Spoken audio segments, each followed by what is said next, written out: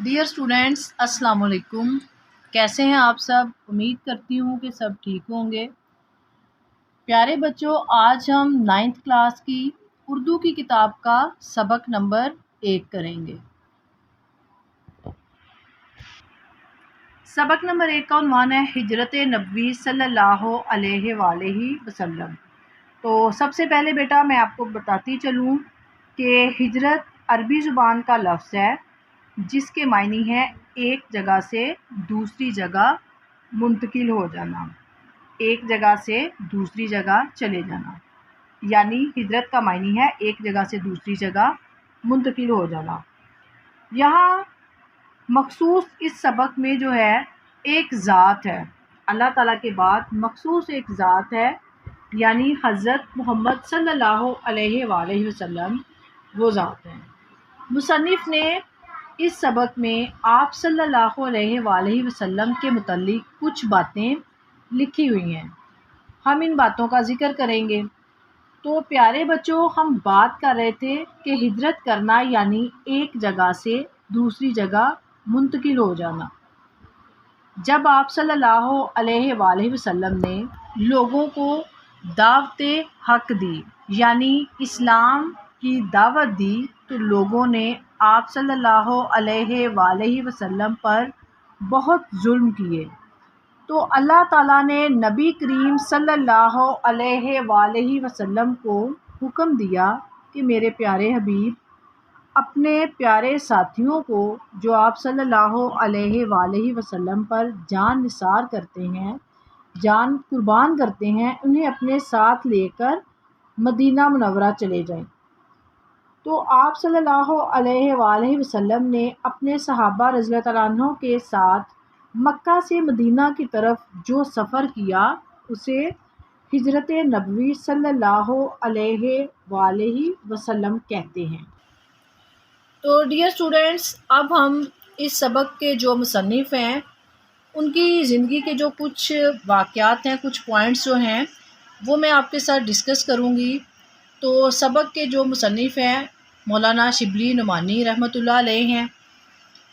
تو بیٹا جب آپ پیپر دیتے ہیں، جب آپ امتحان دیتے ہیں، تو جو مصنف ہوتا ہے یعنی جو سبق کو لکھنے والا ہے، اس کی زندگی میں کچھ پوائنٹس ایسے ہوتے ہیں جو امتحان میں آپ سے ان کے متعلق جو ہے کچھ سوال جو ہے مختصر سوال جو ہیں وہ پوچھے جا سکتے ہیں۔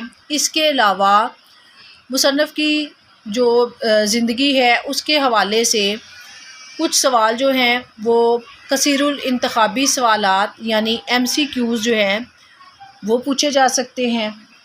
اس لیے بیٹا ضروری ہے کہ ہم ان کو اچھے طریقے سے پڑھ لیں۔ اس لیے میں نے کچھ جو ہیں اہم نکات جو ہیں مولانا شبلی نعمانی جو ہیں ان کے تعارف میں سے کچھ اہم نکات جو ہیں وہ بنائے ہیں۔ تو یہ جو مصنف کا تعارف ہے اس کے کچھ اہم نکات ہیں وہ میں نے یہاں پہ لکھے ہیں تاکہ آپ ان کو اچھے طریقے سے یاد کر لیں، ان کو اچھے طریقے سے ذہن نشین کر لیں۔ ان میں سے آپ سے جو ہے وہ MCQs بھی پوچھے جا سکتے ہیں، مختصر سوال بھی پوچھے جا سکتے ہیں، ٹھیک ہے؟ تو آپ ان کو یاد کر کے ان کے جواب جو ہیں وہ اچھے طریقے سے دے سکتے ہیں۔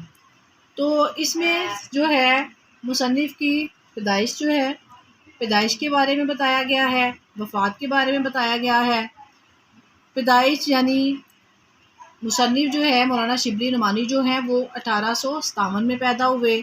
ان کے والد کا نام شیخ حبیب اللہ وکیل تھا۔ اس کے بعد بیٹا مولانا شبلی کے جو اساتذہ کرام تھے ان میں سر سید، حالی، محسن الملک اور آرنلڈ ہیں، یعنی آپ کے یہ اساتذہ کرام ہیں جن سے آپ نے علم سیکھا، علم حاصل کیا۔ اس کے علاوہ بیٹا مولانا شبلی نعمانی نے کچھ جو ہے دوسرے اسلامی ممالک کا سفر کیا تھا، یعنی کہ مزید علم حاصل کرنے کے لیے آپ نے کچھ ممالک کا سفر کیا تھا۔ ان کے نام ہیں مصر، شام اور قسطنطنیہ، یعنی کہ آپ نے ان ممالک کا سفر کیا زیادہ تعلیم حاصل کرنے کے لیے، زیادہ سے زیادہ علم حاصل کرنے کے لیے۔ اس کے بعد ہے بیٹا مولانا شبلی نے 2 ادارے قائم کیے، یعنی آپ نے 2 اداروں کا قیام کیا، 2 ادارے قائم کیے۔ اس میں سے ایک جو ہے ندوۃ العلماء ہے اور دوسرا ہے دارالمصنفین۔ تو ندوہ کا معنی ہے گروہ یا جماعت، اور علماء جو ہے لفظ عالم کی جو ہے جمع ہے، یعنی پڑھے لکھے لوگ جن کے پاس علم ہو، عالم یعنی ندوۃ العلماء کا معنی ہوا یعنی پڑھے لکھوں کی جماعت، پڑھے لکھوں کا گروہ، عالموں کا گروہ۔ دار کا معنی ہے بیٹا گھر، اور مصنفین جو ہے مصنف کی جمع ہے۔ تو یہ جو 2 ادارے تھے یہ مولانا شبلی نعمانی نے قائم کیے تھے۔ اس کے بعد مولانا شبلی کی مشہور تصانیف ہیں، یعنی تصانیف جو ہے لفظ تصنیف کی جمع ہے، کہ آپ نے جو ہے یہ آپ کی تصانیف ہیں، یہ آپ کی وجہ شہرت بنی، ان کی وجہ سے آپ بہت مشہور ہوئے۔ ان میں سے جو کتابیں ہیں وہ ہیں شعر العجم، اس کے بعد ہے الفاروق، المامون، اس کے بعد ہے سیرت النعمان، الغزالی، سوانح مولانا روم، اور سیرت النبی صلی اللہ علیہ وآلہ وسلم، یعنی یہ آپ کی مشہور تصانیف ہیں، یہ آپ کی وجہ شہرت بنی۔ اس کے بعد مولانا شبلی کی وفات ہے، یعنی 1914 میں آپ نے وفات پائی۔ تو ڈیئر اسٹوڈنٹس، یہ جو اہم نکات میں نے آپ کو بتائے ہیں ان کو آپ اچھے طریقے سے یاد کر لیں، تاکہ اگر امتحان میں ان میں سے کوئی مختصر سوال آ جائے یا کوئی کثیر الانتخابی سوالات ان میں سے آ جائیں تو آپ ان کے جواب جو ہیں اچھے طریقے سے دے سکیں۔ اس کے بعد بیٹا ہم آتے ہیں مشکل الفاظ کے معنی کی طرف۔ یہ کچھ الفاظ دیے گئے ہیں اور ان کے معنی ہیں۔ تو سب سے پہلا لفظ ہے دعوت حق، یعنی حق کی دعوت، یعنی اسلام کی دعوت۔ جھنکار، آواز۔ حافظ عالم، حافظ کا معنی ہے بیٹا حفاظت کرنے والا، اور عالم یعنی دنیا، جہان۔ اس کا معنی ہوا دنیا کی حفاظت کرنے والا، اس سے مراد ہے اللہ تعالیٰ۔ دارالامان، امن کا گھر، مراد مدینہ منورہ۔ اس کے بعد ہے وجود اقدس، پاک ہستی، پاک ذات، مراد حضرت محمد صلی اللہ علیہ وآلہ وسلم۔ اگلا لفظ ہے بیٹا ستم گار، اس کا معنی ہے ظالم یعنی ظلم کرنے والا۔ ہدف، نشانہ، منتظر، انتظار کرنے والا۔ وحی الہی، اللہ کا پیغام۔ عزم، ارادہ۔ رائے، رائے لفظ جو ہے بیٹا یہ رائے کی جمع ہے، یعنی اس کا واحد جو ہے رائے ہے اور اس کا معنی ہے مشورے۔ جلا وطن کرنا، وطن سے نکالنا۔ مجمع، ہجوم۔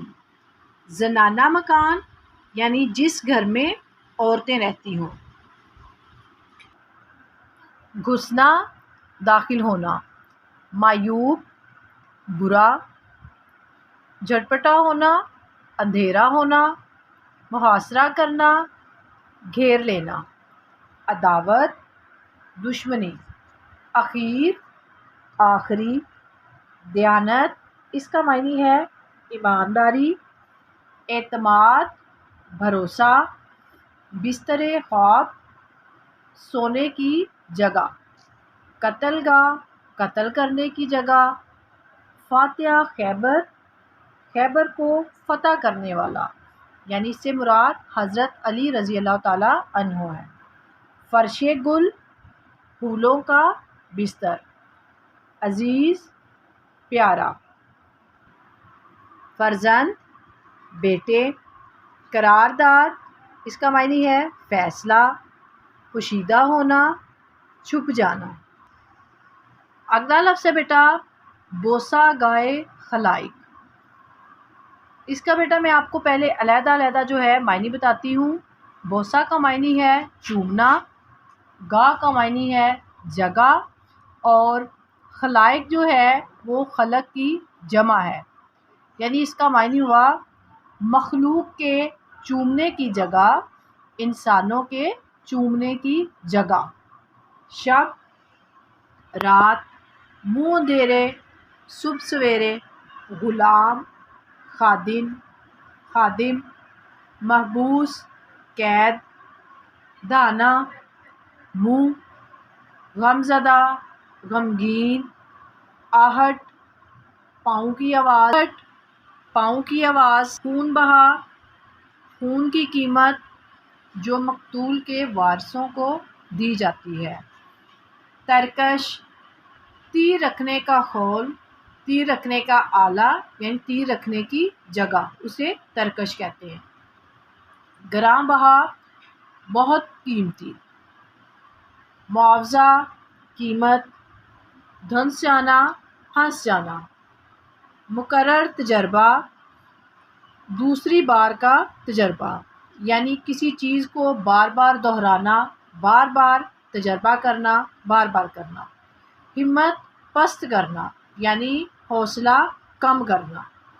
آثار، یہ بیٹا جمع ہے اثر کی، یعنی آثار کا واحد ہے اثر، اس کا معنی ہے نشانیاں۔ اگلا لفظ ہے بیٹا چشم انتظار ہونا، یعنی شدت سے منتظر ہونا، شدت سے کسی کا انتظار کرنا۔ تڑکے، صبح سویرے۔ حسرت، اس کا معنی ہے بیٹا خواہش۔ قرائن، بیٹا یہ جمع ہے قرینہ کی، یعنی قرائن کا واحد ہے قرینہ، اس کا معنی ہے اندازہ۔ گونج اٹھا، شور برپا ہو گیا۔ تو بیٹا آج کے ہم نے لیکچر 1 میں جو ہے اس سبق کے الفاظ معنی کیے ہیں اور مصنف جو ہے اس کا تعارف، اس کے اہم نکات جو ہیں وہ پڑھے ہیں۔ انشاءاللہ اپنے لیکچر 2 میں، نیکسٹ لیکچر میں ہم اس سبق کی جو ہے مشق کریں گے۔ اگلے لیکچر تک کے لیے اللہ حافظ۔